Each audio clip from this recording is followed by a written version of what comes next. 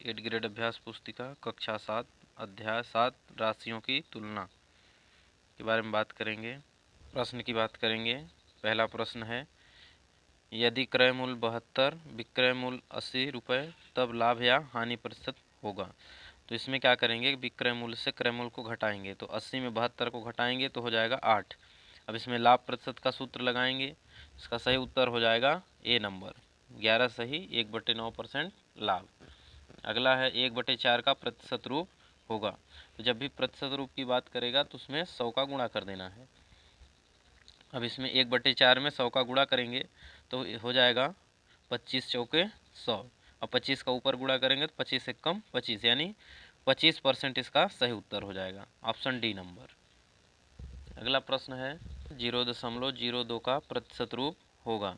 तो इसको भी प्रतिशत में बदलना है, तो 100 का इसमें गुणा कर देंगे, तो इसका सही उत्तर हो जाएगा ऑप्शन सी नंबर, 2%।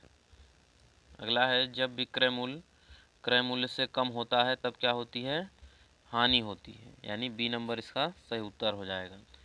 और इधर बॉक्स को भरते जाएंगे। अगला प्रश्न है 1000 रुपये पर 5% वार्षिक ब्याज की दर से 1 वर्ष का साधारण ब्याज होगा। तो साधारण ब्याज का सूत्र लगाएंगे, होता है पी गुणे आर गुणे टी बटे 100। इसमें मान रख देंगे तो हो जाएगा 1000 गुणे 5 और समय कितना है 1 वर्ष बटे 100। शून्य से शून्य कट जाएगा तो हो जाएगा कितना, 5 दाम 50 और 50 एक कम 50, यानी इसका सही उत्तर होगा ए नंबर। बॉक्स को भर लेंगे। अगला प्रश्न है 1/6 को प्रतिशत रूप में लिखिए। तो प्रतिशत रूप में बदलना है, यानी 100 का गुणा करेंगे, तो 1/6 गुणे 100। अब इसको क्या करेंगे, 2 से काट देंगे, तो 2 तिहाई 6 और 2 पंचे 10 और 2 शून्यम 0, तो हो जाएगा 1 गुणे 50 बटे 3। 50 एक कम 50 बटे 3, इसी को मिश्र भिन्न में लिखेंगे तो हो जाएगा 16 सही 2/3%। अगला प्रश्न है किसी कक्षा के 65% विद्यार्थियों के पास साइकिलें हैं, कितने प्रतिशत विद्यार्थियों के पास साइकिलें नहीं हैं। तो इसमें क्या करेंगे कि माना कि 100% विद्यार्थी हैं, उसमें से कितने परसेंट विद्यार्थी साइकिल से आ रहे हैं, 65%। तो 100 में से 65 को घटा देंगे, जो शेष बचेगा तो इसमें लिख लेना है कि 35% बच्चे जो हैं वो साइकिल से नहीं आते हैं। अगला प्रश्न है 0.09 को प्रतिशत में बदलिए। जब भी प्रतिशत की बात करेगा हमें वहाँ 100 का गुणा करना है, तो इसमें 100 का गुणा करेंगे तो गुणा करने के बाद कितना आएगा, 9%। तो इसका सही उत्तर हो जाएगा 9%। अगला प्रश्न है 16 का 75% ज्ञात कीजिए। तो का अर्थात गुणा होता है, तो 16 लिख लेंगे और का की जगह गुणा लिख लेना है। तो 16 का 75%, 75 और प्रतिशत हटाने के लिए 100 का भाग करना पड़ेगा, तो हो जाएगा 75/100। अब 25 का इसमें भाग कर देंगे तो हो जाएगा 25 तियाँ 75 और 25 चौका 100।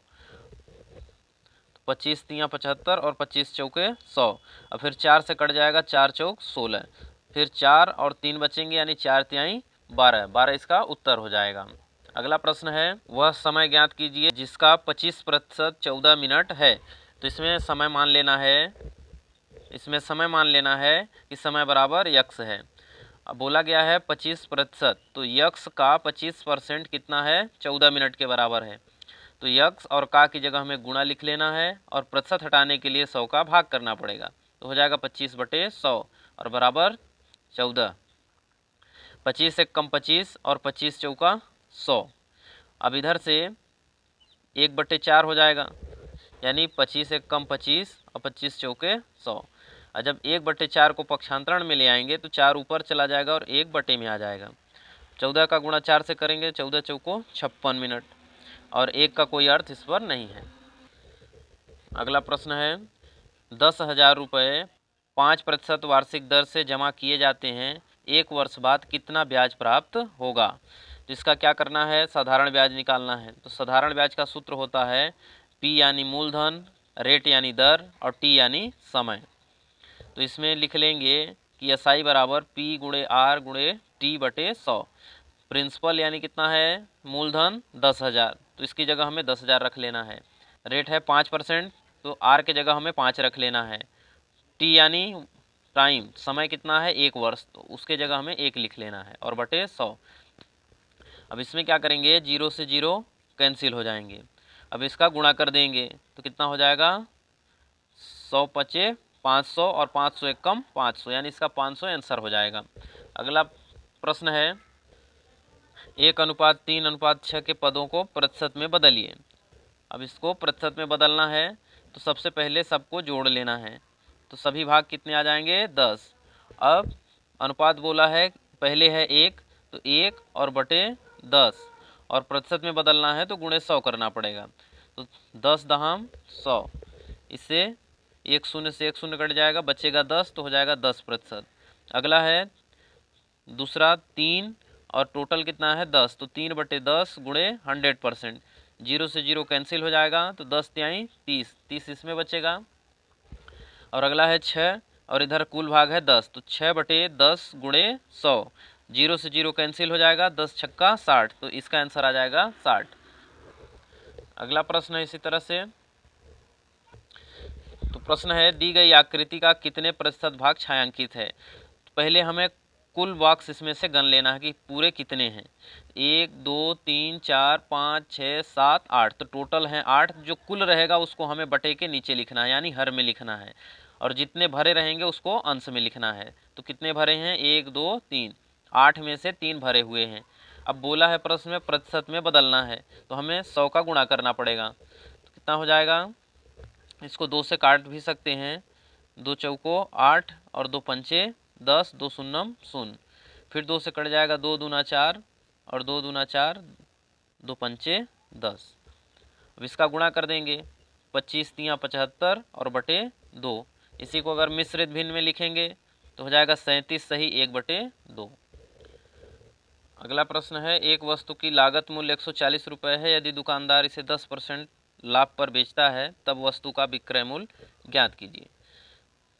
लागत मूल्य यानी क्रय मूल्य, क्रय मूल्य कितना दिया है 140 रुपये, लाभ कितना हो रहा है 10%, तो इसमें लाभ का सूत्र लगा देंगे, लाभ प्रतिशत बराबर, तो हो जाएगा पक्षांतरण कर देंगे इसमें, तो लाभ परसेंट ऊपर चला जाएगा, तो लाभ बराबर लाभ प्रतिशत गुणे क्रय मूल्य बटे 100। लाभ कितना हो रहा है 10%, तो हमने इसके जगह 10 रख दिया। क्रय मूल्य कितना है 140 रुपये, 140 रख दिए इसकी जगह, और बटे 100। इसमें 0 से 0 कैंसिल हो जाएगा, तो कितना आ जाएगा 14। अब बोला गया है कि वस्तु का विक्रय मूल्य बताइए, तो क्या होता है लाभ बराबर विक्रय मूल्य माइनस क्रय मूल्य, तो विक्रय मूल्य को रहने देंगे तो लाभ चला जाएगा इस साइड। क्रय मूल्य कितना है 140 रुपये, लाभ कितना हो रहा है 14 रुपये का, तो 140 में 14 को जोड़ देंगे तो हो जाएगा 154 रुपये, यानी विक्रय मूल्य कितना हो जाएगा 154 रुपये। अगला प्रश्न है एक विद्यालय में सत्र 2021-22 में 400 छात्र अध्ययन करते थे, सत्र 2022-23 में यह संख्या 360 रह गई, छात्र की संख्या में कितने प्रतिशत की कमी हुई। तो इसमें लिख लेंगे कि सत्र 2021-22 में छात्र संख्या कितनी है 400 है, 400 दिया है, तो इसको हमने मान लिया क्रय मूल्य। 2022-23 में संख्या कितनी है 360, तो इसको हमने माना विक्रय मूल्य। अब छात्र की कमी यानी दोनों को आपस में माइनस कर देंगे, तो 400 माइनस 360 कितने प्रतिशत की कमी हुई, इसमें 40 की कमी हुई। अब इसमें हानि का सूत्र लगा देंगे, हानि प्रतिशत, तो होता है हानि गुणे 100 बटे क्रय मूल्य।